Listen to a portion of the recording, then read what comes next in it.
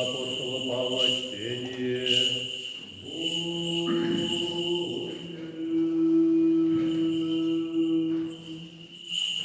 Братья, Бог и Отец Господа нашего Иисуса Христа, весь и благословен во веки, яко не лгу.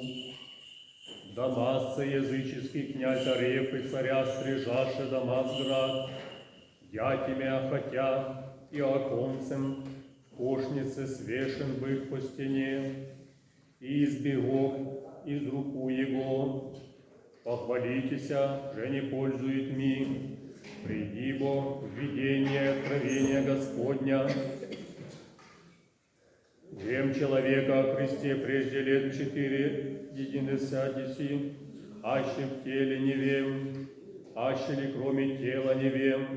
Бог весь восхищен выше такового до третьей небесе, и вем такого человека, аще в теле или кроме тела не вем. Бог весть, яко восхищен бысь в рай, и слыша неизреченны глаголы, их же не лесть. Есть человеку глаголоти, а таковем похвалюся, о себе же не похвалюся.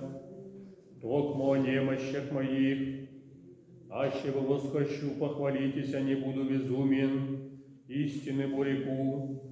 Жажду же, да никак, а кто вознепещут о мне, и же видит мя, или слышит, что от меня.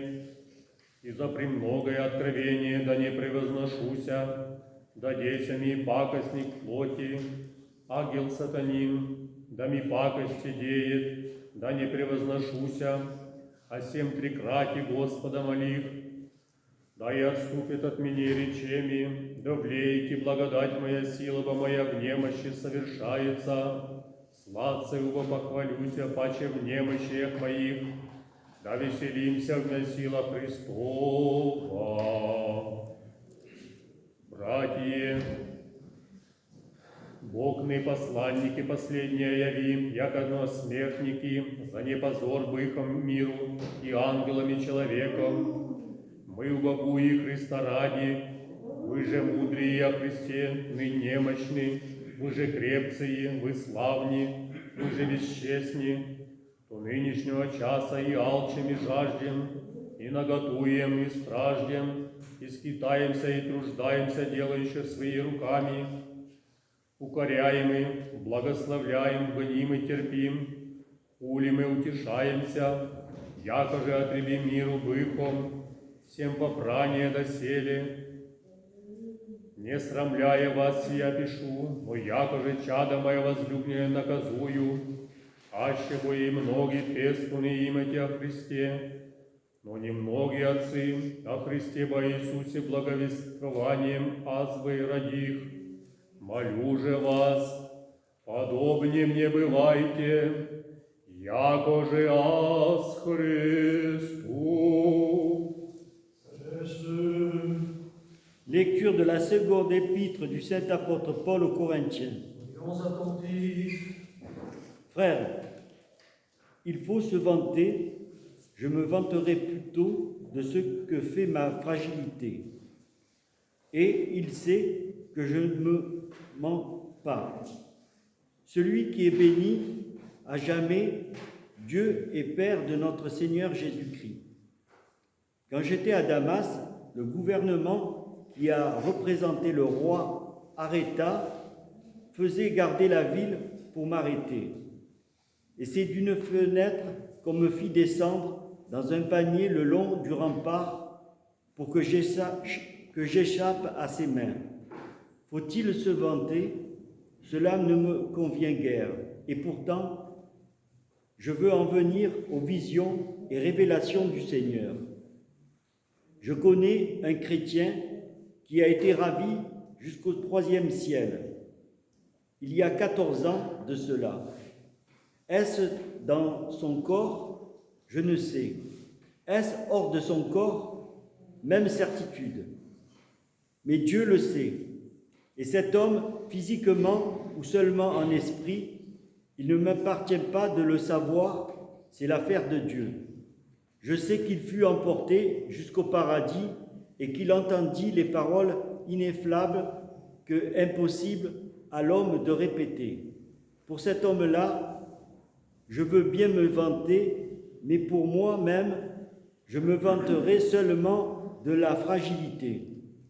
Oh, si je voulais me vanter, je ne serais pas insensé, parce que je dirais tout simplement la vérité. Mais je m'abstiens, de peur que l'idée qu'on ne dépasse ce que laisse voir ou entendre de moi. D'ailleurs, pour m'empêcher de surestimer à cause des révélations exceptionnelles que j'ai reçues, il m'a été donné un tourment semblable à une écharde dans la chair, comme un ange de Satan chargé de me souffleter pour m'empêcher de me surestimer. Par 3 fois, j'ai prié le Seigneur de l'éloigner de moi, mais il m'a répondu, « Ma grâce te suffit, et c'est dans la faiblesse de ma puissance que se manifeste pleinement.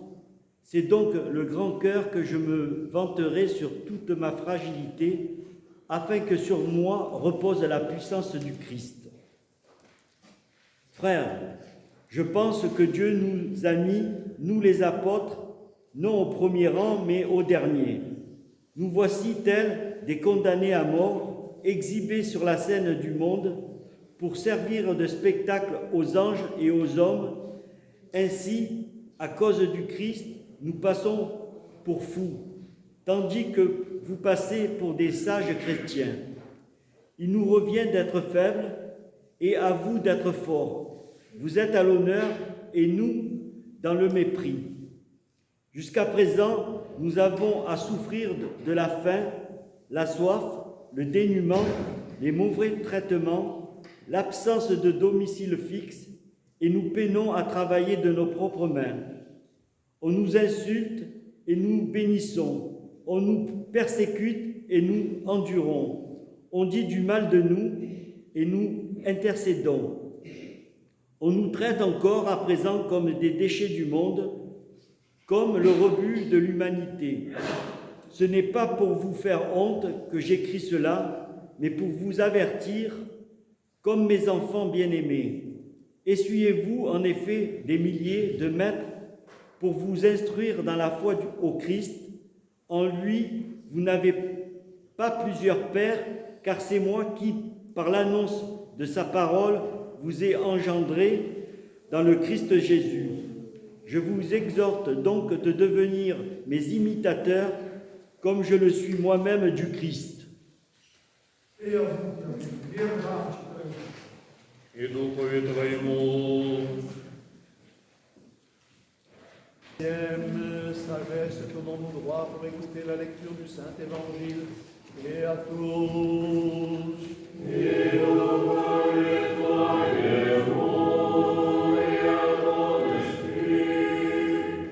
Lecture du Saint-Évangile selon Saint Luc.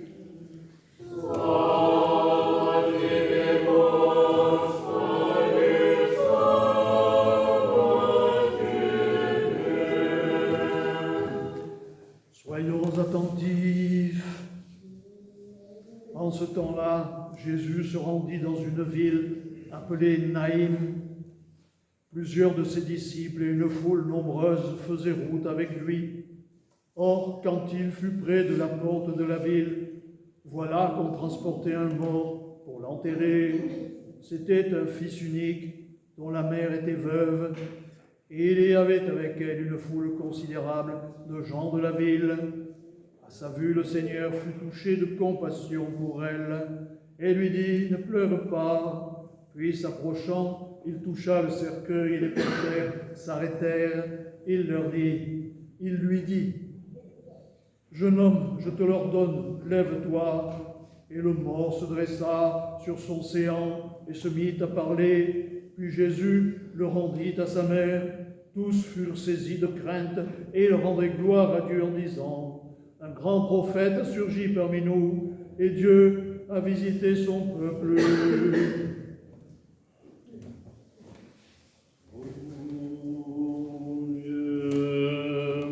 Souche душу посте, день той воедино от суббот, и дверям затворенным, и деже бяку ученицы его собрани страха ради иудейском. Приди Иисус, и ста посреди глагола им, мир вам, и сие, показай им руцы и нози, и ребра своя.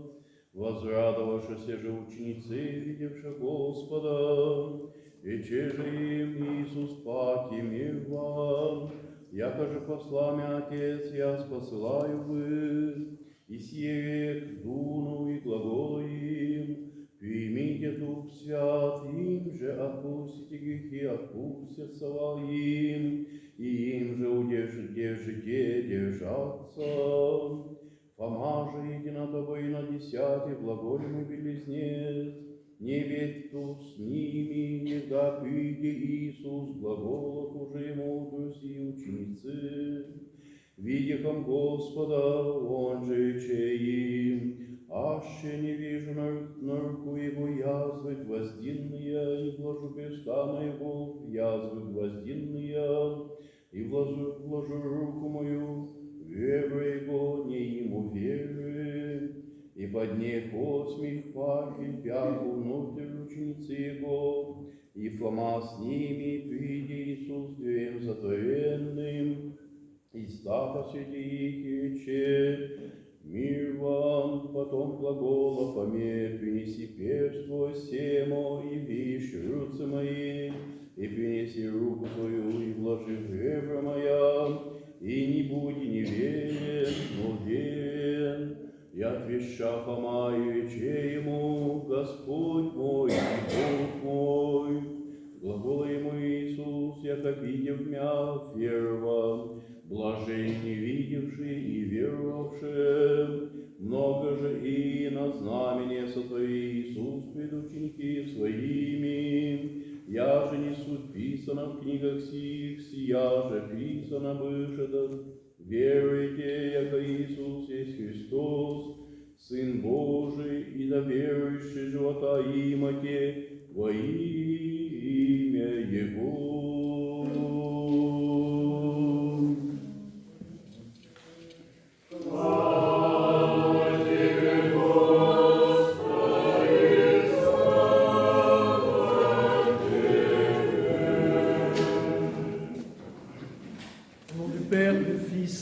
Saint-Esprit, аминь. В имя Отца и Сына и Святого Духа, аминь. Повторю еще, мы живем во Франции, надо уметь говорить по-французски. Chers frères et sœurs, aujourd'hui, comme d'habitude, notre cher maître, nous le disons chaque fois, et nous avons entendu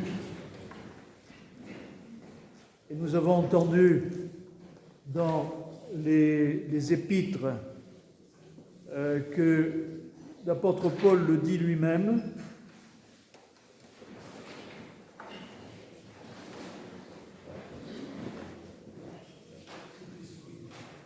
L'apôtre Paul va le dire expressément dans cette épître-là. Il va se nommer maître. Effectivement, pour nous et pour tous les fidèles, c'est un maître dans la foi, c'est un maître dans l'apprentissage de la foi. Et c'est intéressant, cette épître-là, où il raconte, entre autres choses, son enlèvement aux cieux. Et là, il raconte, il ne dit pas « je », il n'utilise pas le pronom personnel, il utilise quelqu'un. Il dit « je connais un homme ». Évidemment, il parle de lui, Paul. Il dit « je connais un homme qui ». Il dit une deuxième chose intéressante, était-ce dans son corps, était-ce pas dans son corps? Ça, c'est un deuxième point à éclaircir et sur lequel il faut méditer. Mais d'abord, il n'utilise pas le « je », il parle de quelqu'un d'autre. Et ça, c'est intéressant parce que ça nous enseigne exactement, ça nous permet d'accéder à la compréhension de ce qui se passe pour nous lorsque nous atteignons le royaume des cieux. Est-ce dans notre corps? Est-ce pas dans notre corps? Il y a cette espèce de dualité qu'on présente trop souvent comme une dualité, mais qui est une symbiose en fait entre le corps, l'âme et l'esprit. Mais l'homme se tient trop souvent dans sa partie corporelle et pas assez dans sa partie spirituelle. Mais tout ça est un tout. Donc Paul a été enlevé. Alors certains pères qui commentent cet événement disent au 3e ciel. D'autres pères, l'apôtre nous dit au paradis. D'autres pères disent qu'il y a 7 cieux, d'autres disent qu'il y a 10. Tout ça, c'est très, très compliqué, la hiérarchie céleste. Et là, il suffit de savoir que saint Paul a été élevé au paradis, en présence du Christ, en présence du Christ. La présence du Christ est quelque chose de fondamental. Et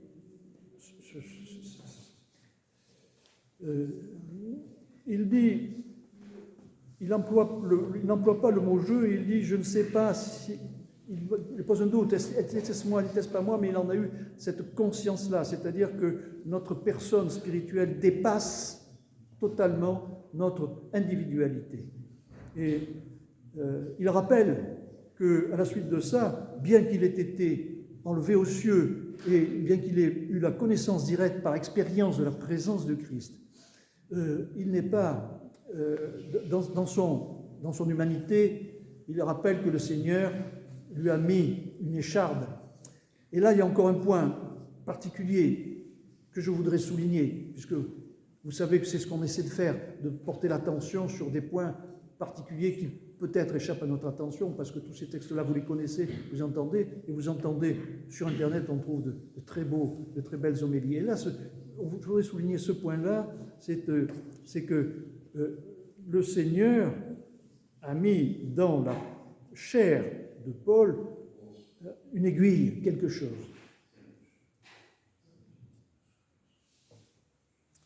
Il m'a été mis une écharde dans la chair, un ange de Satan pour me souffleter et m'empêcher de m'agenouiller. Un ange de Satan. Ça veut dire que le Seigneur, tout-puissant, n'est pas puissant à moitié, comme on le répète souvent, mais il est bon de le répéter plusieurs fois pour bien le comprendre. Le Seigneur n'est pas tout-puissant que sur une partie, il est tout et haut, il est puissant. Donc, il commande aussi à ses forces, toutes les forces angéliques. Et c'est par commandement du ciel qu'un ange de Satan aiguillonne Paul pour qu'il ne s'enorgueillisse pas. Voilà comment le ciel utilise les forces angéliques, qu'on considère parfois comme négatives,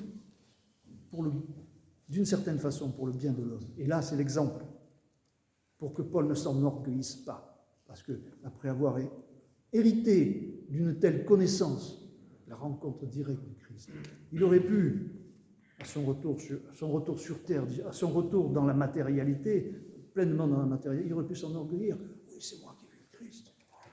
Non, pour qu'il ne s'enorgueillisse pas et qu'il laisse la chair à sa place en toute humilité, la chair qui n'est qu'un réceptacle de l'esprit et de la vie spirituelle. Eh bien, le ciel a commandé à un ange de le harceler, de le souffleter, comme il dit, de faire quelque chose pour qu'il ne se surestime pas. Ça, c'est une leçon d'humilité qui nous est fournie. C'est une leçon d'humilité, mais c'est peut-être un peu paradoxal quand on lit ces deux apôtres à la suite l'un de l'autre. On se rend compte dans le suivant qu'il dit à ses disciples, il écrit à ses disciples, vous n'avez pas, auriez-vous 10 000 autres maîtres, vous n'avez pas d'autre maître que moi. Je suis votre maître. Et même il se met à la place on a l'impression qu'il se met un peu à la place du Christ en disant, c'est moi qui vous ai baptisé, vous m'appartenez, et vous n'appartenez à personne d'autre, c'est à moi. C'est un peu curieux, on se dit, mais pourtant, il se positionne comme un maître incontournable pour ses propres disciples. Alors on se dit, mais il se prend pour qui? Et il ne faut pas le voir comme ça avec notre vision occidentale et moderne. Paul nous a bien dit auparavant que le Seigneur avait chargé un ange de Satan de le souffleter pour qu'il ne s'enorgueillisse pas. Alors lorsque Paul dit à ses apôtres, vous n'avez pas d'autre maître, c'est moi votre maître, cependant vous n'avez pas plusieurs pères, puisque c'est moi qui vous ai engendré en Jésus-Christ par l'Évangile. Lorsque Paul dit ça, il ne s'enorgueillit pas, parce que, alors, à cette époque-là, à l'époque de Paul et du Christ, l'enseignement de la foi et la transmission de la foi se faisait de maître à disciple. De maître à disciple, de même que le Christ était au milieu de ses disciples, il a choisi. Dans l'Ancien Testament, il y avait des maîtres avancés dans la connaissance des choses du ciel, de la divinité, les connaissances de la tradition, qui assemblaient, attiraient autour d'eux des disciples. Et l'enseignement se faisait de façon orale, de maître à disciple. Et c'est pour ça que Paul dit « Je suis votre maître » dans ce sens-là, parce que c'est lui qui enseigne ses disciples, c'est lui qui les forme. Et c'est très important. Il ne faut pas voir là une marque d'orgueil. Ça, mutatis mutandis, ça, c'est à peu près la même chose qui a été gardée dans la tradition chrétienne. Par le cœur de la tradition chrétienne, si on peut dire, sans s'enorgueillir, qui est la foi orthodoxe et la pratique orthodoxe, il a été gardé cette tradition du Père spirituel. Qu'est-ce que le Père spirituel? C'est un maître qui a parcouru le chemin et dont beaucoup, bienheureux, ont fait cette rencontre, ont eu cette rencontre aussi par leur pratique et par la grâce qui leur a été accordée. Ce sont des maîtres qui ont des disciples. Alors, puissions-nous être acceptés par ces maîtres-là, comme certains de leurs disciples. Et lorsque Saint Paul dit à ses disciples « Soyez mes imitateurs », ce n'est pas dans le sens comme on le comprend aujourd'hui comme un gourou. Ça n'a rien à voir avec un gourou, c'est un maître spirituel et c'est comme ça. Et c'est ainsi, de cette manière-là, dans cette relation d'homme à homme, humaine, de maître à disciple, que se transmet la foi, que se transmet la tradition et que se transmet la vraie foi chrétienne. Et c'est ainsi que nous devons la recevoir. Dans cet évangile de la veuve, de la résurrection du fils de la veuve de Naïm, on voit la puissance, une fois de plus, la puissance miraculaire de la compassion. Vous avez entendu, le Christ passait à côté d'un convoi funèbre et c'était une veuve éplorée qui avait perdu son fils unique. Donc, et le Christ, là, l'évangile dit, le Seigneur, à sa vue, fut ému de compassion. Point. La compassion, c'est un débordement total du cœur, parce que c'est un débordement du cœur qui se reconnaît dans l'autre, qui reconnaît l'unité qui existe avec l'autre et qui franchit ce pas de l'altérité pour être dans l'unité totale avec l'autre. Et c'est ça, l'émotion de la compassion. Et simplement par compassion, il ressuscite le fils de cette veuve éplorée. Il faut écouter. Ça veut dire qu'il faut, entre autres, qu'il faut écouter la voix de son cœur, la voix VOX, pour suivre la voix de son cœur. Soyons compatissants et surtout laissons-nous toucher lorsque nous pensons trop à nous-mêmes, à nos soucis, à nos perspectives, à nos plans. Nous sommes fermés sur nous-mêmes et nous ne sommes pas ouverts aux autres, à l'autre. Sachons rester ouverts à l'autre. Sachons rester ouverts à l'autre, chez qui le Christ est présent aussi, afin que nous puissions reconnaître la présence du Christ dans l'autre. Et à ce moment-là, sentir notre cœur débordant de compassion. Alors, dans l'évangile de Thomas, puisque aujourd'hui c'est pas le dimanche de Thomas, mais aujourd'hui nous célébrons la mémoire de Thomas, l'évangéliste. Le dimanche de Thomas étant le deuxième après la résurrection, que nous célébrons encore ce Thomas.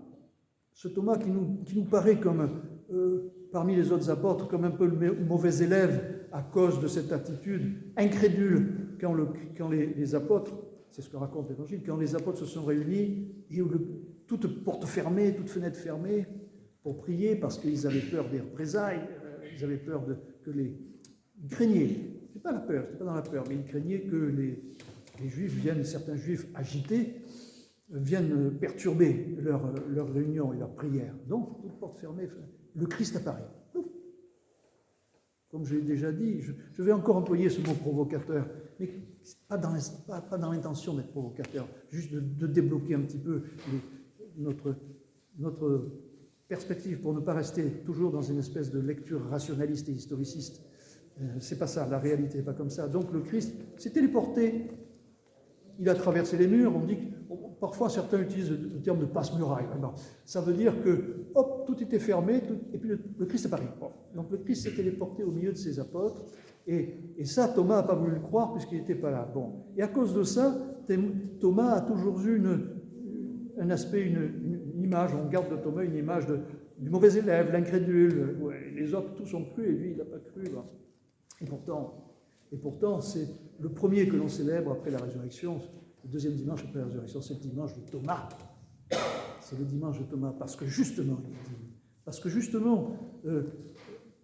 il a su remettre à sa place cette humanité incrédule, cette rationalité, et il a su finalement croire et dépasser l'obstacle de la raison,